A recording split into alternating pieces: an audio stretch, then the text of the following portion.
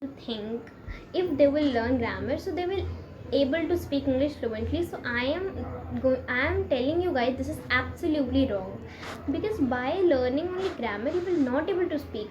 For speaking English fluently, you need to practice English, means you need to practice speaking. Okay, because by practice speaking you will get confidence to speak in front of people.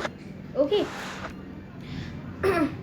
And firstly focus on speaking, but I'm not saying focus not don't focus on grammar, because you know what, grammar is also important.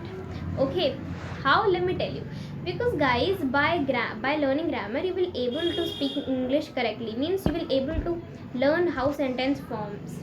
And to be English speaker, this is very important to speak every sentence correctly. So and it should be correct grammatically also. Okay, so grammar is very important, but I'm not saying learn all grammar. You know what, for learning spoken English only, there's 5 things that are important. Okay, 5 things must for spoken English. Okay, and that is tense, conjunctions, prepositions, modals, and voice. These are the 5 things that are important for learn English.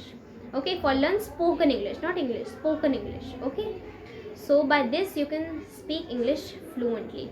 Okay, so and I'm not saying learn by book. I know it guys, we get bored by, sometimes we get bored by learn grammar by book. You can learn it by watching a video on YouTube, because there are 100 plus videos are available on these topics on YouTube. So you can watch any video that you want, just learn. Okay, so I hope it was helpful for you guys. So thank you, bye bye, keep learning, keep supporting, bye bye.